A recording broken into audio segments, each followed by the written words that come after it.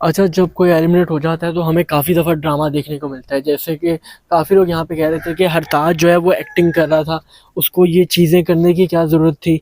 अब कहीं न कहीं कुछ चीज़ें बिल्कुल ठीक भी हैं कि देखो भाई, आपने नॉमिनेट किया, आपकी गेम थी, आपने बिल्कुल सही किया अपने लिहाज़ से, आपने अपने आप को बचाना था, आप अपने आप को आगे लेके आना चाहते थे, तो कहीं न कहीं आपने जो किया अपने हिसाब से बिल्कुल ठीक किया। बट अब ये बातें बोलना कि भाई तू मेरा भाई है, मेरे से गलती हो गई, मुझे लगा कि तुझे कोई वोट नहीं करेगा। भाई ऐसा कैसे हो सकता है कि उसको कोई वोट क्यों नहीं करेगा?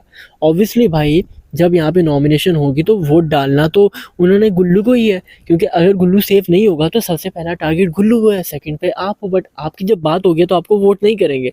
और प्रिंस गैंग को कौन सा पता है कि भाई कि तूने वोट किया है, तू यहाँ पे बचा सकता था।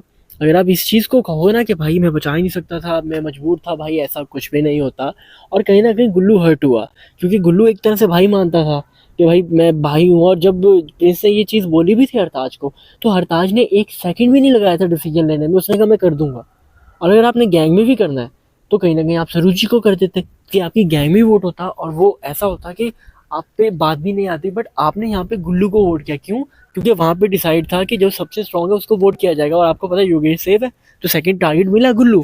तो कहीं न कहीं ये बातें ना करो यार कि मैं चाहता नहीं था, मुझसे करवाया गया है, मैं ऐसे था, वैसे था, और उसके बाद आप बोलो कि भई अब मैं तुझे वाइड करूँगा। तो यार ये चीज़ें अच्छी नहीं लगती। ठीक है, हरताज का कॉन्फिडेंस, परफॉर्मेंस, टास्क हर चीज़ अच्छी करता है, बट भाई झूठ तो ना बोलो ना। आपने किया डंकी की चोट पे बोलो कि भाई मैंने कर दिया, जो करना है कर ले।